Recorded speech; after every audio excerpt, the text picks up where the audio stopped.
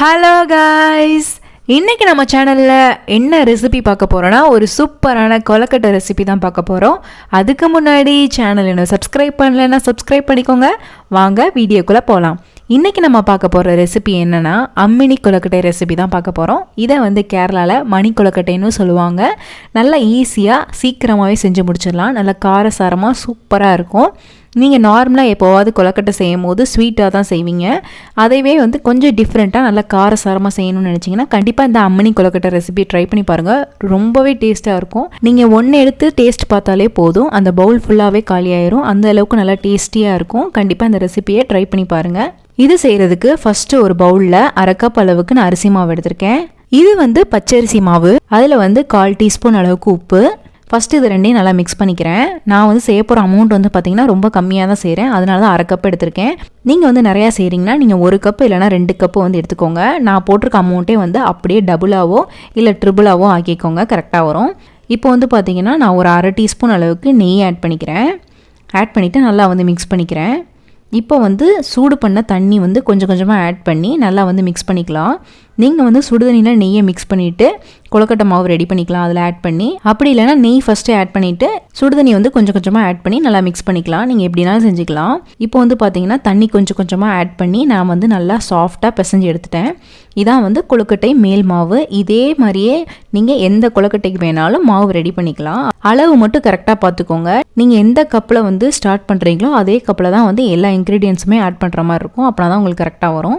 இப்போ பார்த்தீங்கன்னா கொழுக்கட்டை மேல் மாவு நல்லா சாஃப்டாக தயாராகிடுச்சு. இதை ஒரு 10லேருந்து 15 நிமிஷம் நல்லா மூடி வச்சுருங்க தனியாக. நீங்கள் மூடி வைக்கும் போது நல்லா இன்னும் சாஃப்டாக மெதுவாக இருக்கும். அதனால் மூடி வச்சுருங்க. அதுக்குள்ளே நம்ம ஒரு மசாலா ரெடி பண்ணிக்கலாம். ஒரு மிக்ஸி ஜாரில் 3 பச்சை மிளகாய் நான் ஆட் பண்ணியிருக்கேன். நீங்கள் காரம் இன்னும் நிறையா சாப்பிடுவீங்கன்னா இன்னும் 2 எக்ஸ்ட்ரா கூட ஆட் பண்ணிக்கலாம். அதுக்கப்புறம் ஒரு 1/2 கப் அளவுக்கு தேங்காய் ஆட் பண்ணிக்கிறேன். நீங்கள் தேங்காய் துருவிட்டு கூட அதில் ஆட் பண்ணிக்கலாம். அதுக்கப்புறம் கருவேப்பிலை கொஞ்சமாக ஆட் பண்ணிக்கிறேன். இது எல்லாத்தையுமே சேர்த்து நல்லா கொரகொரப்பாக நான் அரைச்சி எடுத்துக்கிறேன். இந்த மசாலா பார்த்திங்கன்னா ரொம்ப சிம்பிளான மசாலா. இதை தான் நம்ம ஆட் பண்ண போகிறோம் கொழுக்கட்டையில். நல்லா டேஸ்ட்டாக இருக்கும். இதை அரைச்சி தனியாக வச்சுக்கோங்க. இப்போ கொழுக்கட்டை மேல் மாவு பார்த்திங்கன்னா நல்லா சூப்பராக ரெடி ஆயிடுச்சு. நல்லா சாஃப்டாக இருக்குது. இதை லைட்டாக உருட்டுறதுக்கு முன்னாடி லைட்டாக பிசைஞ்சிக்கலாம். லைட்டாக பிசைஞ்சு எடுத்துகிட்டு சின்ன சின்ன உருண்டைகளாக உருட்டிக்கோங்க. நான் எடுத்துருக்க சைஸ் பார்த்திங்கன்னா ரொம்பவும் சின்னது இல்லாமல் ரொம்பவும் பெருசு இல்லாமல் இந்த மாதிரி நார்மலாக நான் உருட்டிக்கிறேன். நீங்கள் இன்னும் கொஞ்சம் பெருசாக போகணுன்னு நினச்சிங்கன்னா கூட பெருசாக போட்டுக்கலாம். இல்லைனா இன்னும் கொஞ்சம் சின்னதாக போகணுன்னு நினச்சிங்கன்னா கூட சின்னதாக ரெடி பண்ணிக்கலாம். இப்போ பார்த்திங்கன்னா எல்லா கொழுக்கட்டையும் இதே மாதிரியே உருட்டி ரெடியாக வச்சுக்கோங்க. உருண்டைகளை உருட்டும் போது நல்லா அழுத்தி ரவுண்டாக உருட்டிக்கோங்க. எந்த கிராக்ஸுமே இல்லாமல் இருக்கும் போது தான் நல்லா பார்க்க அழகாக இருக்கும். ஸோ நல்லா உருட்டிக்கலாம். அந்த மாதிரி இதை நம்ம செய்கிறது ரொம்ப சிம்பிளான கொழுக்கட்டை ரெசிபி தான். ஸோ நீங்கள் எப்படினாலும் உருட்டி போட்டுக்கலாம். ஆனால் நீங்கள் பூர்ண கொழுக்கட்டை செய்கிறீங்கன்னா நல்லா விரிசல் இல்லாமல் செய்யணும். ஏன்னா பூர்ணம் வெளியில் வந்துடும். இப்போ எல்லா உருண்டைகளும் நல்லா உருட்டி ரெடி பண்ணியாச்சு. பாருங்கள் எவ்வளோ அழகாக இருக்குன்னு. இப்போ ஒரு இட்லி பிளேட் இல்லைனா ஸ்டீமர் பிளேட் எடுத்துக்கோங்க.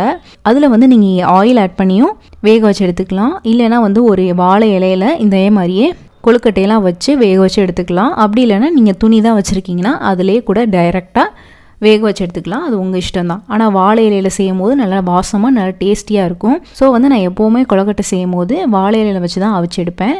அதனால் கீழேயும் வாழை இலை வச்சுட்டு மேலேயும் வாழை இலை வச்சுக்கிறேன். இந்த கொழுக்கட்டையை நீங்கள் ரவுண்ட் ஷேப்பில் தான் உருட்டணுமா அப்படின்னு கேட்டிங்கன்னா நீங்கள் என்ன ஷேப்பில் வேணாலும் உருட்டிக்கலாம். சில பேர் நீள நீளமாக போடுவாங்க. சில பேர் ஸ்டார் ஷேப்பில் போடுவாங்க. சில பேர் உருட்டிட்டு தட்டிட்டு நடுவில் குழி மாதிரி ரெடி பண்ணி கூட போடுவாங்க. நீங்கள் அம்மணி கொழுக்கட்டையை நீங்கள் எந்த ஷேப்பில் வேணாலும் செஞ்சுக்கலாம். ரவுண்ட் ஷேப்பில் தான் செய்யணும் அப்படின்ற மாதிரி அவசியம் எதுவுமே கிடையாது. நீங்கள் உங்களுக்கு பிடிச்ச மாதிரி ஷேப்பில் எந்த ஷேப்பில் வேணாலும் நீங்கள் செஞ்சு அவிச்சு எடுத்துக்கலாம். ஏன்னா நம்ம இதை ரெடி பண்ண போகிறது தாளித்து தான் ரெடி பண்ண போகிறோம். ஸோ எந்த ஷேப்ஸ்லனாலும் நீங்கள் ரெடி பண்ணிக்கலாம். ஆனால் கொஞ்சம் சைஸ் கம்மியாக எந்த ஷேப்னாலும் செஞ்சிங்கன்னா உங்களுக்கு தாளிச்சுட்டு மிக்ஸ் பண்ணும்போது கொஞ்சம் ஈஸியாக இருக்கும். அதுக்காக சொல்கிறேன். இப்போ பார்த்தீங்கன்னா நான் இட்லி பாத்திரத்தில் தண்ணி சூடு பண்ணி வச்சுட்டேன். இதில் ஒரு 10லேருந்து 15 நிமிஷம் நல்லா இந்த கொழுக்கட்டையை வேக வச்சு எடுத்துடலாம். இப்போ பார்த்தீங்கன்னா 10லேருந்து 15 நிமிஷம் ஆயிடுச்சு. இப்போ பார்த்தாலே தெரியும் அந்த இலை கலர் நல்லா சேஞ்ச் ஆயிடுச்சு. இலை கலர் இந்த அளவுக்கு நல்லா கலர் சேஞ்ச் ஆனால் தான் அந்த கொழுக்கட்டை நல்லா வெந்திருக்குன்னு அர்த்தம். இப்போ பார்த்தீங்கன்னா நல்லா கொழுக்கட்டை நல்லா ட்ரை ஆகி வெந்துருச்சு. எப்போவுமே கொழுக்கட்டை நீங்கள் அவிச்சு எடுக்கும் போது நல்லா ஒரு 10 நிமிஷம் நல்லா 15 நிமிஷம் நல்லா வேக வச்சு எடுத்துகிட்டு அதுக்கப்புறம் ஒரு 5 நிமிஷம் அப்படியே விட்டுட்டிங்கன்னா நல்லா இந்த மாதிரி ட்ரை ஆகிடும். இப்போ வந்து நம்ம கொழுக்கட்டை எல்லாமே வந்து எடுத்துடலாம். நல்லா ஒட்டி ஒட்டி இருக்கும், நல்லா வந்து பிரித்து விட்டுக்கோங்க. நீங்கள் எண்ணெயில் போடும்போது நல்லா பிரிஞ்சிரும். அதுக்கு முன்னாடி நல்லா ஒட்டிக்காமல் இருக்கிறதுக்காக நான் வந்து தனியாக எடுத்து வைக்க சொல்கிறேன்.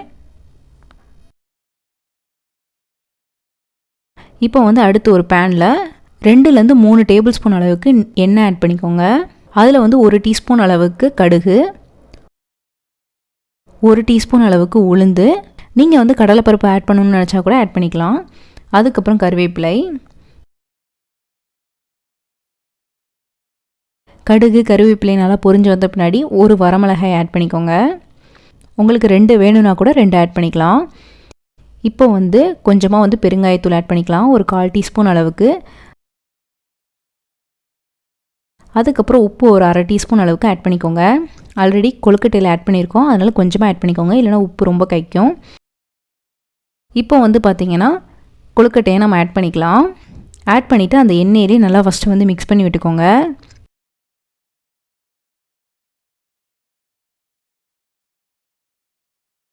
இப்போ நல்லா மிக்ஸ் ஆகிடுச்சு. இப்போ நம்ம அரைச்சி வச்சுருக்க மிளகாய் தேங்காய் பொடியை வந்து ஆட் பண்ணிக்கலாம். ஆட் பண்ணிவிட்டு அதையும் நல்லா மிக்ஸ் பண்ணி விட்டுக்கோங்க. இதில் வந்து நிறைய பேர் வந்து இட்லி பொடி ஆட் பண்ணுவாங்க, அதுவுமே நல்லா டேஸ்ட்டாக இருக்கும். இட்லி பொடி, பருப்பு பொடி, இல்லை கருவேப்பிலை பொடி, இதனால நீங்கள் ஆட் பண்ணிக்கலாம். நீங்கள் இட்லிக்கு என்னென்ன வச்சு சாப்பிடுவீங்களோ பொடி, அந்த பொடி எல்லாமே இதில் ஆட் பண்ணிக்கலாம். இன்னுமே நல்லா டேஸ்ட்டாக இருக்கும். நான் வந்து அரைச்சி பொடி பண்ண இந்த சிம்பிளான பொடியை வந்து ஆட் பண்ணியிருக்கேன். இது வந்து பார்த்திங்கன்னா செய்கிறதுக்கு ரொம்ப ஈஸியாக இருக்கும். நல்லா இன்ஸ்டண்ட்டாக சீக்கிரம் செஞ்சு முடிச்சிடலாம். அதனால் இந்த ரெசிபி செஞ்சுருக்கேன். நீங்கள் வந்து ஏதாவது பொடி வச்சுருந்தீங்கன்னா அதை நீங்கள் ஆட் பண்ணிட்டீங்கன்னா கூட இன்னும் நல்லா டேஸ்ட்டாக இருக்கும். இப்போ வந்து இந்த மசாலா எல்லாமே நல்லா மிக்ஸ் ஆகிற மாதிரி நல்லா மிக்ஸ் பண்ணி எடுத்துக்கோங்க. எடுத்துகிட்டு ஸ்டவ் ஆஃப் பண்ணிடலாம். லாஸ்ட்டாக வந்து கொத்தமல்லி தலையை வந்து போட்டு இறக்கிடுங்க. அவ்வளோதான், ரொம்பவே ஈஸியான சிம்பிளான அம்மினி கொழுக்கட்டை ரெசிபி ஈஸியாக ரெடி ஆயிடுச்சு.